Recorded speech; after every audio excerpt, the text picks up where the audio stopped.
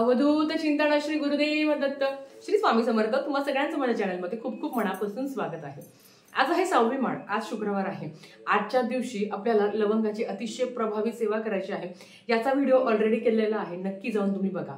आता नवरात्रीमध्ये आपल्याला हवन कसं करायचं ते बघणार आहोत। घरच्या घरी अतिशय साध्या पद्धतीने हवन करायचं असतं।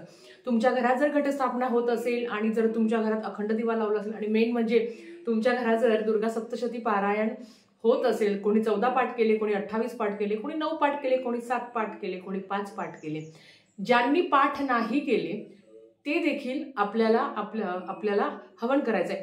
हवन अतिशय साध्या पद्धतीचं आहे, खूप काही याला करावं लागत नाही, पण आई भगवती सूक्ष्म रूपात आपल्या घरात विराजमान असते, तर आपल्याला हवन करायचं असतं। आता हवन करणं म्हणजे काय? हवन करणं म्हणजे काय की देवीच्या मंत्र स्तोत्रांनी आपल्याला स्वाहाकार करायचा असतो। जेव्हा स्वाहाकार येतो तेव्हा आई भगवतीला आपल्याला तो एक ना प्रसाद असतो का ती सेवन करत असते।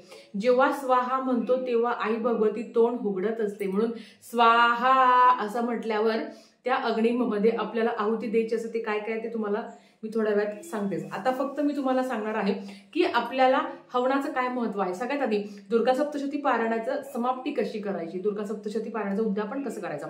सगळ्यात एक महत्वाचं सांगते की आपल्याला दुर्गा सप्तशती पारायणाचं उद्यापन करायचं म्हणजे खूप काही सागर संगीत करायचं असं अजिबात नाहीये। सप्तशती पाठाचं हवन करावंच लागतं आपल्याला आणि ते सोपं आहे, म्हणून मी सांगेल की तुम्ही करावंच आणि करायचंच ते घरात। दुसरं की हवन अष्टमीला करायचं की नवमीला, तर हवन नवमीलाच करायचं असतं। बऱ्याच ठिकाणी अष्टमीला करता, पण तुमचं जर 14 पाठाची सांगता जर नवमीला होत असेल तर तुम्ही 14 पाठ संपूर्ण नवमीला तुम्हाला हवन करायचं आहे घरातल्या घरात। आता त्याच्याबरोबर मग उद्यापनाला काय करायचं, तर अर्थात आपण जेव्हा स्वाहाकार करतो तेव्हा देवीला ते एक प्रकारचं आपण जो काही आता आपण स्वाहाकारसाठी जी काही सामग्री बनवलेली आहे तर ती देवीला आपण ते खायला देत असतो। त्याच्याच बरोबर दुसऱ्या दिवशी म्हणजे दसऱ्याला आपण कुळाचार करत असतो, त्याच्यामध्ये आपण आरत्या वगैरे करत असतो, तर तोच एक असतो नैवेद्य। सेपरेट असं काही नैवेद्य करायची गरज नाही। फक्त मी तुम्हाला सांगेल की आपल्याला फक्त हवन करायचं आहे। हवन अतिशय प्रभावी आहे आणि अतिशय महत्वाचं आहे। जसं नवरात्रीमध्ये ना कन्या पूजन हा नवरात्रीचा अविभाज्य भाग मानला जातो, त्याच पद्धतीने घरात हवन करणं नवरात्रीत खूप प्रभावी सेवा आहे। कशाचीच कमी पडणार नाही। वर्षभर आई भगवतीची कृपा तुमच्यावर अखंड राहील, यात काही शंका नाही। आता हवनामध्ये काय काय सामग्री लागते किंवा दुर्गा सप्तशती पाठाला तुम्ही भाजी भाकरीचा नैवेद्य जरी दाखवला तरी ती देवी आई स्वीकारेल, कारण देवाला तुमची सेवा पाहिजे आहे, तुम्हाला तुमची भक्ती पाहिजे आहे की नाही, तू खूप काहीतरी खाऊ घाल असं देवांना नको आहे। त्यांना फक्त तुमची सेवा आणि तुमची भक्ती पाहिजे आहे आणि तुमचा वेळ पाहिजे आहे, आणि तोच आपल्याकडे नाहीये। आपला असं असतं ना की मला आत्ताच्या आत्ता द्या, तुम्ही उपाय द्या, मला खूप काय म्हणतात का मला अडचणी आहे, मला उपाय द्या, पण देवाला तुमचा वेळ पाहिजे आहे। तुमच्याकडे तो वेळ आहे का देवासाठी, आणि असेल तरच तुमच्या मनातल्या इच्छा पूर्ण होतील। आणि हवन केल्यावर आई भगवतीची कृपा आपल्यावर राहते, तुमच्या मनोकामना लवकरात लवकर पूर्ण होतात हवनाने सुद्धा। तर चला आता बघूया आपण की घरातल्या घरात हवन कसं करायचं। आता बघा, सगळ्यात आधी हवन करताना हवन जे काही हवन कुंड असतं तर ते तांब्याचंच असावं किंवा मातीचं असावं। बऱ्याच ठिकाणी पत्र्याचं आणलं जातं किंवा ते वापरतात। मी पण माझ्या मिस्टरांनी चुकून पत्र्याचं आणलं आहे, मग ते काय मी व्हिडिओत दाखवत नाही। आता मी ते देवाचं ताट घेतलं आहे, त्याच्यावर मी माती ठेवलेली आहे आणि त्याच्यावर आपल्याला हे ठेवायचं आहे, काय म्हणता याला, गौऱ्या ठेवायच्या आहे। आता गौऱ्या ठेवल्यावर आपल्याला हवनासाठी काय लागणार आहे ते तुम्हाला सांगते। घरात 2 महिलांनी जर दुर्गा सप्तशती पाठ केले असेल, घरात 3 महिलांनी दुर्गा सप्तशती पाठ केला असेल, हवन एकच करायचं आहे। घरातली स्त्री जेव्हा हवन करत असते तेव्हा आपणही तिथे थांबायचं असतं, घरातल्या सगळ्यांनी थांबायचं असतं। हवन कोणी करावं, तर हवन कोणीही करू शकतो। स्त्रिया करू शकता, पुरुष करू शकता, कुमारिका करू शकता, विधवा करू शकता, असं काहीच बंधन नाहीये। म्हणून हवन, आणि जर घरातली एक स्त्री हवन करत असेल तर सगळ्यांनी तिथे जाऊन बसून श्रवण करायचं आहे। हवन आपल्याला नवमीला करायचं असतं। आता हवनासाठी काय काय लागतं तर बघा, या समिधा असतात। समिधा म्हणजे काय, झाडांचे जे काही मुळं असतात, लाकडं असतात त्यांचं बघा, रुई, पिंपळ, खैर, आघाडा, औदुंबर, सौंदड, पिंपरी, या सगळ्यांची हे बघा याच्यात असं मिळतं. या सगळ्यांची लाकडं आहे, तर हे सगळे लाकडं आपल्याला इथे ठेवायचे असतं. आता मी एक एक लाकूड ठेवून घेते.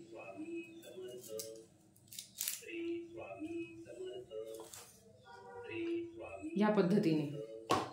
त्याच्याबरोबर हवन सामग्री आहे बघा, इथे हवन सामग्री आहे. आता हे सगळं तुम्हाला कुठल्याही लोकल शॉपमध्ये मिळून जाईल असं काही नाहीये. जिथे देवाचं सामान मिळतं तिकडे आपल्याला हे बघा, तर ही एक हवन सामग्री आहे. ही पण थोडीशी याच्यात टाकायची असते. आता मी हवन सामग्री याच्यामध्ये टाकून घेते. हे सगळं तुम्हाला दुकानात मिळून जाईल, काळजी करू नका. जिथे आपल्याला बघा अगरबत्ती, धूप, कापूर ह्या वस्तू मिळतात ना, तिथे तुम्हाला हवन सामग्री किंवा ह्या ज्या समिधा आहे ह्या मिळून जातात. हे आता मी फक्त व्हिडिओसाठी थोडंसंच टाकते आहे. बाकीचं जेव्हा तुम्ही कराल तेव्हा अर्थात तुम्हाला जास्त टाकायचं असतं. आता बघा इथे तूप घेतलंय, शुद्ध गाईचं तूप. इथे खीर करायची असते, तांदळाची खीर पाहिजे.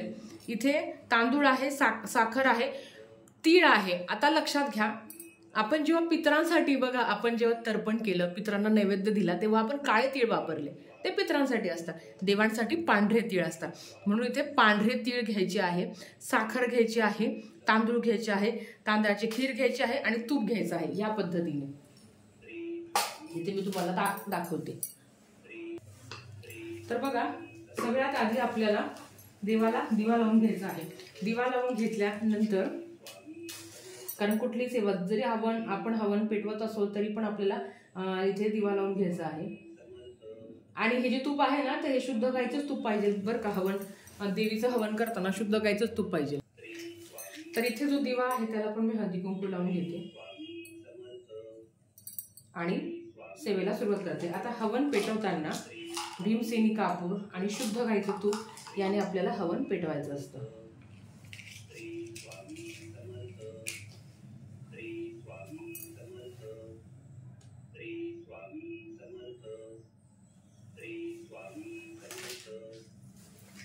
तर बघा, आता मी इथे हवन पेटवून घेते.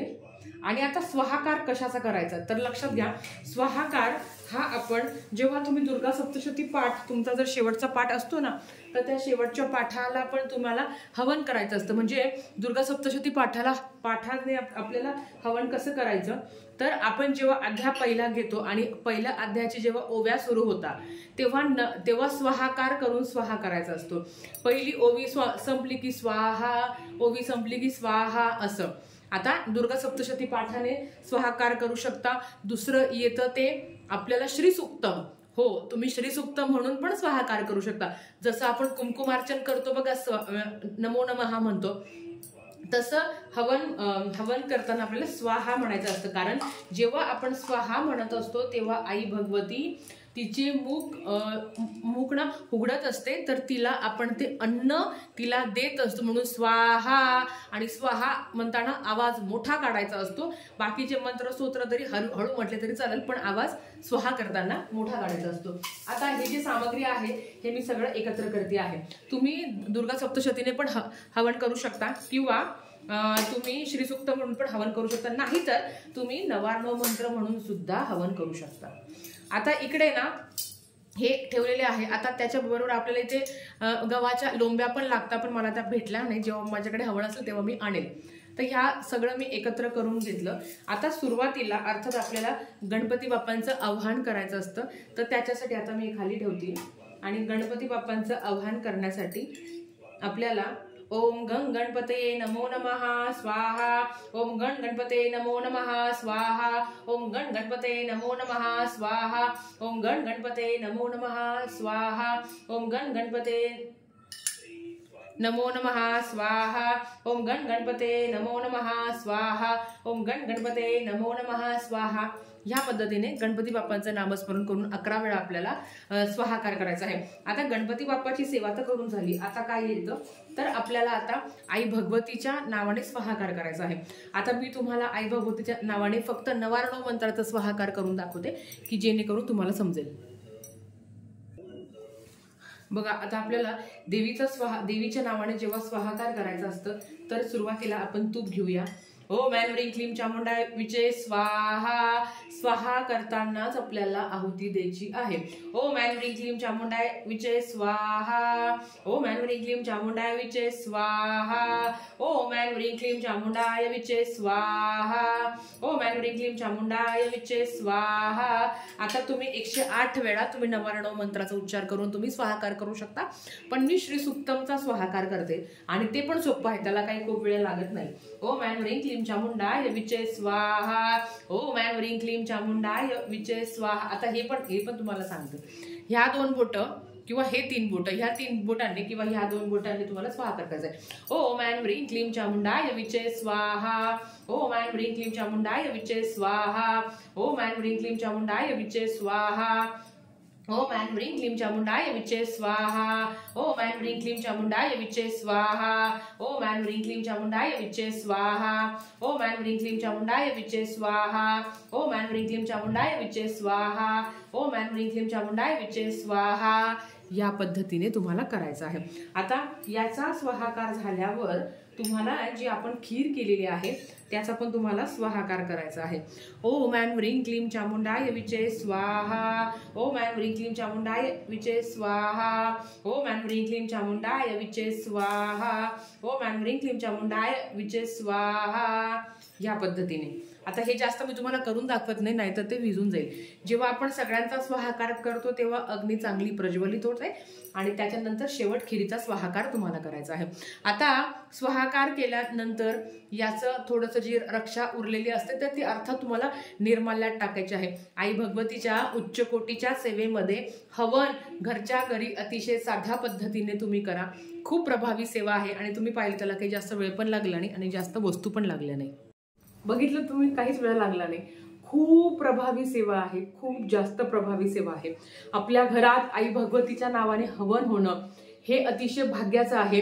ह्या नवरात्रीमध्ये नवमीला भले तुम्ही मंदिरात जाऊन तुम्ही नारळ वगैरे टाकत असता तो भाग वेगळा, पण तुमच्या घरात हवन करणं खूप महत्वाचं आहे. कोणी नाही तर तुम्ही एक पाठ जरी केला असेल, घटस्थापना आहे, सिद्धकुंजिका स्तोत्रम आहे, कुंकुमार्चना आहे, असंख्य अशा सेवा तुम्ही केल्या आहे. भले तुम्ही केंद्रात जाऊन पाठ केलाय, पण हवन मात्र तुम्ही घरात करायला विसरू नका. खूप जीव तोडून व्हिडिओ केलेला आहे. व्हिडिओ नाही शेअर केला तरी चालेल, पण तेवढी जास्त सेवा करा. कारण शारदीय नवरात्र उत्सव मध्ये एवढी आई भगवतीची सेवा करायची ना, काहीही न मागता, का तिने आपली ओंजळ इतकी भरून दिली पाहिजे की आपल्याला तिच्याकडे काहीच मागितलं नाही पाहिजे.